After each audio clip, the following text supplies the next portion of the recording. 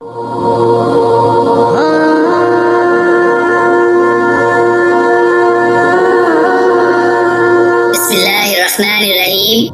ناظرین و سامعین کرام، السلام علیکم ورحمۃ اللہ وبرکاتہ۔ مسلمانوں کے دوسرے خلیفہ حضرت عمر فاروق رضی اللہ عنہ کو اسلام کی تاریخ میں بہت بلند مقام اور مرتبہ حاصل ہے۔ اسلام قبول کرنے سے پہلے وہ قبیلہ قریش کے معزز اور بہادر نوجوانوں میں شمار ہوتے تھے۔ اسلام قبول کرنے کے بعد انہوں نے اسے چھپایا نہیں، بلکہ کھلے عام اپنے اسلام لانے کا اعلان کیا اور سب مسلمانوں کو ساتھ لے کر حرم شریف یعنی کعبہ میں جا کر نماز پڑھی۔ ان کی جرأت اور بے خوفی ہی تھی کہ رسول پاک صلی اللہ علیہ وآلہ وسلم نے ان کو فاروق کا لقب عطا فرمایا۔ فاروق کا مطلب ہوتا ہے حق اور باطل یا سچ اور جھوٹ میں فرق یا تمیز کرنے والا۔ تاریخ میں انہوں نے فاروق اعظم کے لقب سے شہرت پائی۔ یہ لقب ملنے سے پہلے انہیں عمر بن خطاب ہی کہا جاتا تھا، اور قریش کے دوسرے لوگوں کی طرح ان کا پیشہ بھی تجارت تھا، اور وہ کبھی کبھی اس سلسلے میں دوسرے ملکوں کے سفر کرتے رہتے تھے۔ اسلام قبول کرنے سے کئی سال پہلے حضرت عمر رضی اللہ عنہ بن خطاب ایک دفعہ ایک تجارتی قافلے کے ساتھ مال لے کر مکہ سے شام گئے۔ قافلے میں قریش کے کئی اور بڑے سردار بھی شامل تھے۔ یہ قافلہ شام کے سب سے بڑے شہر دمشق گیا اور وہاں اپنا مال بیچ کر واپس مکہ کی طرف روانہ ہوا۔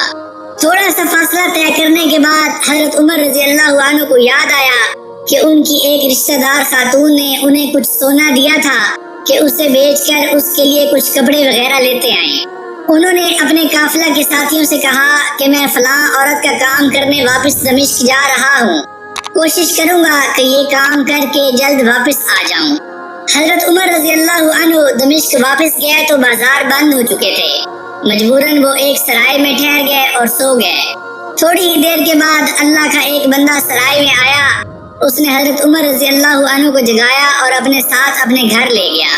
معلوم نہیں یہ نیک آدمی حضرت عمر رضی اللہ عنہ کو پہلے سے جانتا تھا۔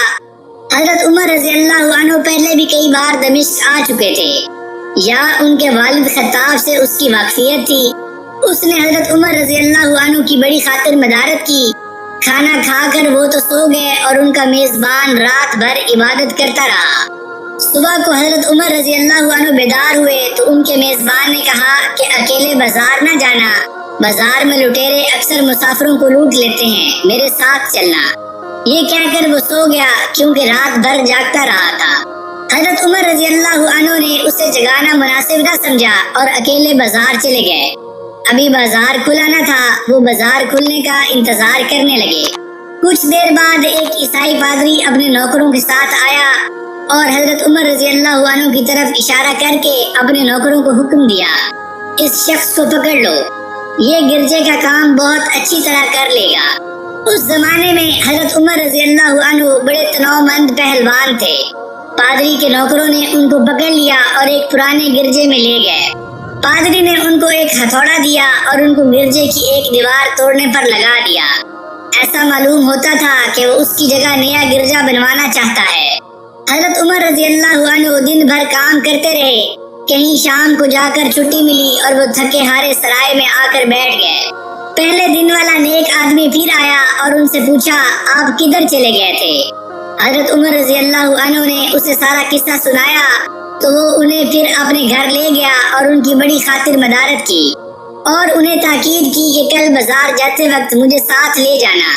اس کے بعد وہ عبادت میں مشغول ہو گیا اور حضرت عمر رضی اللہ عنہ سو گئے۔ دوسرے دن حضرت عمر رضی اللہ عنہ بیدار ہوئے تو اپنے نیک میزبان کو سوتے پایا۔ انہوں نے اب کی بار بھی اس کو جگانا مناسب نہ سمجھا اور اکیلے بازار چلے گئے۔ اتفاق سے پھر وہی پادری اپنے نوکروں کے ساتھ آیا اور حضرت عمر رضی اللہ عنہ کو پکڑ کر لے گیا۔ ان کو غصہ تو بہت آیا، لیکن کیا کرتے، غیر ملک میں وہ اکیلے تھے اور کوئی ہتھیار بھی پاس نہیں تھا۔ دوسری طرف پادری کے ساتھ 7-8 نوکر تھے اور سب ہتھیار بند تھے۔ پہلے دن کی طرح حضرت عمر رضی اللہ عنہ ہتھوڑے کے ساتھ گرجے کی دیوار توڑتے رہے۔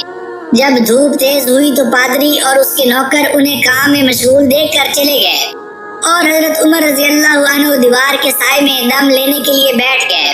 اتنے میں وہ پادری گھوڑے پر سوار چپکے سے آیا اور حضرت عمر رضی اللہ عنہ کے سر پر ایک کوڑا مار کر کہا، ہم سب گھر گئے اور تو نے کام چھوڑ دیا۔ اب حضرت عمر رضی اللہ عنہ کو صبر کی تاب نہ رہی۔ انہوں نے ادھر ادھر نظر دوڑائی، ہر طرف سناٹا تھا۔ انہوں نے پادری کو گھوڑے سے کھینچ کر نیچے گرا لیا اور اس کے سر پر ہتھوڑا مارنا شروع کر دیا۔ وہ بتھیرا چیخا چلایا لیکن کوئی اس کی مدد کے لیے نہ پہنچا۔ حضرت عمر رضی اللہ عنہ نے ٹوٹی ہوئی دیوار کا ایک بھاری ٹکڑا اٹھا کر اس کے سر پر دے مارا۔ وہ پہلے ہی زخمی تھا، اب اس نے دم دے دیا۔ اس کو مرتے دیکھ کر حضرت عمر رضی اللہ عنہ تیزی سے بھاگ کھڑے ہوئے اور جس راستے سے دمشق آئے تھے وہ راستہ چھوڑ کر ایک دوسرے راستے پر چل پڑے۔ شہر سے کافی دور انہیں خچر پر سوار ایک رومی ملا اور ان کے ساتھ چلنے لگا۔ وہ کچھ باتیں کرنے لگا لیکن نہ حضرت عمر رضی اللہ عنہ اس کی زبان سمجھتے تھے اور نہ وہ ان کی زبان سمجھتا تھا۔ اس نے یک اپنی تلوار پر ہاتھ ڈالا۔ حضرت عمر رضی اللہ عنہ سمجھ گئے کہ وہ ان پر وار کرنا چاہتا ہے۔ انہوں نے فوراً اسے خچر سے کھینچ لیا اور اس سے تلوار چھین کر اس کے ایک ہی وار سے اس کا کام تمام کر دیا۔ پھر اس کے خچر پر سوار ہو کر آگے چلے۔ اس کے بعد کیا ہوا اس کا حال خود حضرت عمر رضی اللہ عنہ نے خود اس طرح بیان کیا ہے۔ اس جگہ سے روانہ ہو کر میں ایک گرجے یعنی عیسائیوں کی عبادت کرنے کی جگہ پر پہنچا۔ یہاں عیسائیوں کی ایک جماعت رہتی تھی۔ میں گرجے کے اندر داخل ہوا تو گرجے میں رہنے والے سب لوگ میرے گرد جمع ہو گئے اور مجھ سے میرے حالات کے بارے میں پوچھنے لگے۔ پھر وہ اپنے اسقف یعنی ایک بڑے پادری کے پاس گئے اور اسے میرے گرجے میں آنے کی اطلاع دی۔ اسقف میرے پاس آیا اور مجھے نہایت غور سے دیکھنے کے بعد کہا، ایسا معلوم ہوتا ہے کہ تمہیں کسی چیز کا خوف ہے۔ میں نے کہا، تم نے کیسے اندازہ کیا کہ مجھے کسی چیز کا خوف ہے؟ اس نے میرے سوال کو ٹال دیا اور کہا، آپ جب تک چاہیں یہاں ٹھہریں، آپ کو یہاں کسی قسم کا کوئی خطرہ نہیں کیونکہ آپ ہماری حفاظت میں ہیں۔ پھر اسقف نے مجھے اپنے گھر میں مہمان کی طرح رکھا اور میری نہایت خاطر مدارت کی۔ پھر پوچھا، آپ کون ہیں؟ میں نے اسے بتایا کہ میں مکہ کا رہنے والا ہوں، قبیلہ قریش سے تعلق ہے، ایک تجارتی قافلے کے ساتھ شام آیا تھا۔ تجارت کا مال بیچنے کے بعد اپنے ایک ضروری کام کے لیے مجھے اپنے قافلے سے جدا ہو کر واپس دمشق جانا پڑا۔ اب میں اپنے وطن واپس جا رہا ہوں، راستہ بھٹک کر ادھر آ نکلا ہوں۔ اسقف مجھے غور سے دیکھتا رہا اور بار بار طرح طرح کے سوالات کرتا رہا۔ میں نے اس کے یہاں نہایت آرام سے رات بسر کی۔ صبح کو اس نے پوچھا، آپ کا ارادہ ابھی یہاں ٹھہرنے کا ہے یا آگے جانے کا؟ میں نے کہا، میں اب آپ سے رخصت ہونا چاہتا ہوں۔ یہ سن کر اسقف اپنا شاندار گدھا جو بڑا خوبصورت اور نہایت تیز رفتار تھا لے آیا۔ اس پر پالان کسا اور خرجیاں لاد دی جن میں کھانے کی مزیدار چیزیں اور قیمتی تحفے بھرے ہوئے تھے۔ خرجیاں ان تھیلوں کو کہتے ہیں جو گدھے کی پیٹھ پر سامان کے لیے باندھ دیتے ہیں۔ پھر اس نے کہا، آپ اس گدھے پر سوار ہو جائیں اور چل پڑیں۔ راستے میں آپ کا گزر کسی عیسائی کے مکان کے پاس سے ہوگا تو وہ آپ کو اس گدھے پر سوار دیکھ کر آپ کی بے حد تعظیم کرے گا اور آپ کی خاطر مدارت میں کوئی کسر اٹھا نہ رکھے گا۔ یہ کہہ کر اسقف نے میرا ہاتھ پکڑا اور تنہائی میں لے جا کر کہنے لگا، اے عمر، آپ پر میرا حق واجب ہو گیا۔ میں نے کہا، بے شک۔ اس نے کہا، آپ کا تعلق ایک معزز قوم سے ہے، میری آپ سے ایک غرض ہے۔ میں نے کہا، آپ بیان کریں، لیکن حیرت کی بات ہے کہ آپ جیسا بڑا آدمی مجھ جیسے پریشان حال مسافر سے کوئی غرض رکھتا ہو۔ اس نے بڑے یقین بھرے لہجے میں کہا، سنیں، میں ایک ایسا آدمی ہوں جسے اللہ نے آسمانی کتابوں کا علم عطا کیا ہے۔ میں نے آپ کی ذات میں بہت سی ایسی نشانیاں دیکھی ہیں جو ظاہر کرتی ہیں کہ جب ایک مقررہ مدت پوری ہو جائے گی تو حالات میں زبردست تبدیلی آئے گی۔ اس وقت آپ ہمارے ملک کے حاکم بن جائیں گے اور یہاں کے سب شہروں میں آپ ہی کا حکم چلے گا۔ پھر اسقف نے اپنی جیب سے دوات، قلم اور کاغذ نکالے اور کہا، میری غرض یہ ہے کہ آپ اس کاغذ پر لکھ دیں کہ اس گرجے اور اس کی جائیداد پر جزیہ یا اور کسی قسم کا حکومتی محصول معاف ہوگا۔ میں نے حیران ہو کر اسقف سے کہا، آپ مجھ سے مذاق تو نہیں کر رہے؟ اس نے کہا، قسم ہے اس ذات کی جس نے عیسیٰ علیہ السلام پر انجیل نازل فرمائی۔ میں جو کہہ رہا ہوں وہ بالکل سچ ہے، آپ مہربانی کریں اور میری درخواست قبول فرمائیں۔ میں نے اسقف کی باتوں کو اس کا وہم سمجھا اور جس طرح اس نے کہا اسی طرح لکھ کر کاغذ اس کو دے دیا اور گدھے پر سوار ہو کر وہاں سے چل پڑا۔ راستے میں مجھے کئی جگہ عیسائیوں کی جماعتیں ملی، انہوں نے اسقف کے گدھے پر مجھے سوار دیکھ کر میری بڑی خاطر مدارت کی۔ میں اسی طرح جگہ جگہ عیسائیوں کا مہمان بنتا تبوک پہنچ گیا۔ تبوک شام اور عرب کی سرحد کے قریب ایک قصبہ ہے۔ اللہ کی شان، جس تجارتی قافلے کے ساتھ میں گیا تھا وہ کافی دیر میرا انتظار کرنے کے بعد اس جگہ سے چل پڑا تھا جہاں میں نے اسے چھوڑا تھا، اور اب تبوک میں ایک کنویں کے قریب ڈیرا ڈالے ہوئے تھا۔ قافلے والے میرے ساتھی مجھے دیکھتے ہی میری طرف دوڑ پڑے۔ وہ مجھ سے مل کر بہت خوش ہوئے اور کہنے لگے، ابن خطاب، ہم لوگ تمہارا انتظار کرتے کرتے بالکل مایوس ہو گئے، تو ہم نے اس مقام سے کوچ کر دیا جہاں سے تم واپس دمشق گئے تھے، مگر تمہارے بارے میں ہم سخت پریشان تھے۔ یہ تو بتاؤ اتنے دن تم کہاں رہے؟ میں نے وہ تمام حالات بیان کیے جو مجھے پیش آئے تھے، لیکن اسقف سے میری جو گفتگو ہوئی تھی وہ بالکل ظاہر نہ کی، کیونکہ میں اسقف کی باتوں کو اس کا وہم اور اس کے عقیدے کی کمزوری سمجھتا تھا۔ قریش کے ایک سردار ابو سفیان بھی اس قافلے میں شامل تھے۔ انہوں نے مجھے اس شاندار گدھے پر سوار دیکھ کر کہا، ارے تم لوگ اس نوجوان کی اقبال مندی تو دیکھو، اسے کسی ایسے میدان میں چھوڑ دیا جائے جہاں نہ پانی ہو اور نہ سبزہ، پھر بھی اسے رزق مل جائے گا۔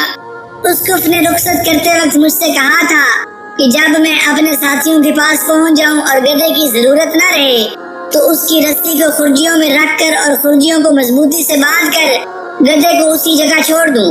میں نے ایسا ہی کیا۔ یہ دیکھ کر ابو سفیان نے کہا، ارے یہ تم نے کیا کر دیا؟ گدھے کو ایسی جگہ چھوڑ دیا جہاں سے چور اور درندے اکثر گزرتے رہتے ہیں۔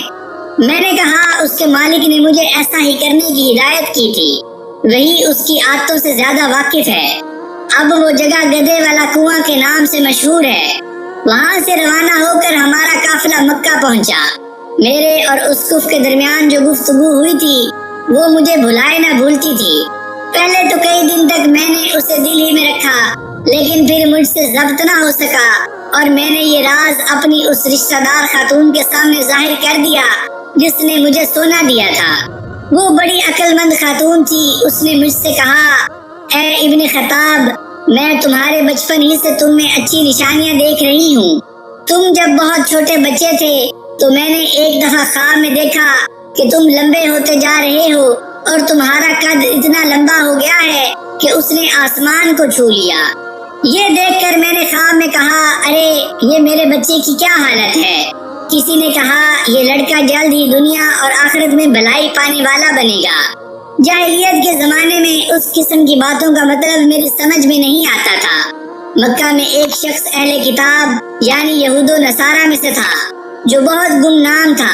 عام لوگ تو اس سے واقف نہیں تھے، لیکن قریش کے سردار اسے پہچانتے تھے اور اس کی بہت عزت کرتے تھے۔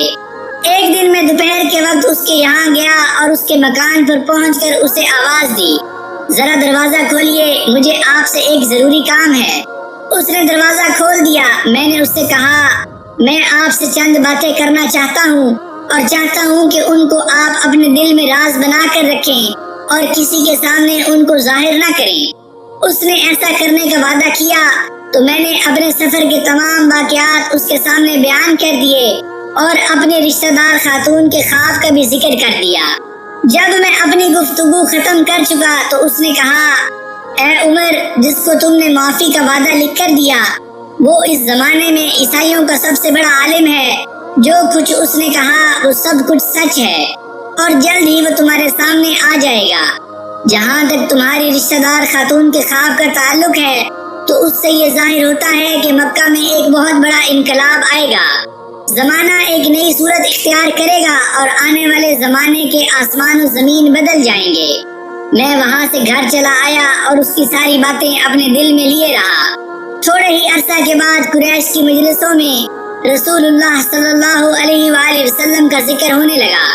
یہ لوگ اس بات پر ناک بھون چڑھاتے تھے کہ محمد صلی اللہ علیہ وآلہ وسلم اپنے آپ کو اللہ کا رسول کہتے ہیں۔ لوگوں کو بتوں کی پوجا سے منع کرتے ہیں اور ایک اللہ کو ماننے پر زور دیتے ہیں۔ جلد ہی اللہ تعالیٰ نے اسلام کو ظاہر کر دیا اور مجھے یقین ہو گیا کہ حالات وہی صورت اختیار کر رہے ہیں جن کی طرف آسمانی کتابوں کے عالم شام کے اسقف نے اشارہ کیا تھا۔ یہاں حضرت عمر رضی اللہ عنہ کا بیان ختم ہو جاتا ہے۔ نبوت کے 6 سال حضرت عمر رضی اللہ عنہ نے اسلام قبول کر لیا اور رسول اللہ صلی اللہ علیہ وآلہ وسلم کے جانثار ساتھی بن گئے۔ 11 ہجری میں رسول اکرم صلی اللہ علیہ وآلہ وسلم نے اس دنیا سے پردہ فرمایا تو حضرت ابو بکر صدیق رضی اللہ عنہ مسلمانوں کے پہلے خلیفہ بنے۔ 13 ہجری میں انہوں نے وفات پائی تو حضرت عمر فاروق رضی اللہ عنہ خلیفہ بنے۔ ان کے سفر نامے کی روایت کرنے والے راوی کا بیان ہے کہ حضرت عمر فاروق رضی اللہ عنہ اپنی خلافت کے زمانے میں شام تشریف لے گئے تو ایک بہت بوڑھا آدمی جس کے بال برف کی طرح سفید ہو چکے تھے عیسائیوں کی ایک جماعت کے ساتھ ان کی خدمت میں حاضر ہوا اور عرض کیا، اے امیر المومنین، کیا آپ مجھے نہیں پہچانتے؟ حضرت عمر رضی اللہ عنہ نے فرمایا، اگر آپ شام کے فلاں گرجے والے اسقف ہیں تو میں آپ کو پہچانتا ہوں۔ اس نے کہا، جی ہاں، میں وہی اسقف ہوں۔ حضرت عمر فاروق رضی اللہ عنہ نے فرمایا، میں نے آپ سے لکھ کر جو عہد کیا تھا وہی ابھی تک قائم ہے۔ اللہ تعالیٰ نے اپنے رسول محمد صلی اللہ علیہ وآلہ وسلم کے ذریعے ہمیں عزت بخشی۔ انہوں نے ہمیں اللہ کے پسندیدہ دین اسلام کی طرف دعوت دی، ہم نے یہ دعوت قبول کی۔ آپ ہی نے مجھے ان باتوں سے آگاہ کیا تھا۔ اب آپ کو کون سی چیز اسلام قبول کرنے سے روکتی ہے؟ بوڑھے اسقف نے حضرت عمر فاروق رضی اللہ عنہ کی باتیں سن کر اسی وقت اپنے ساتھیوں سمیت کلمہ پڑھ کر اسلام کی دولت حاصل کر لی۔ واللہ عالم۔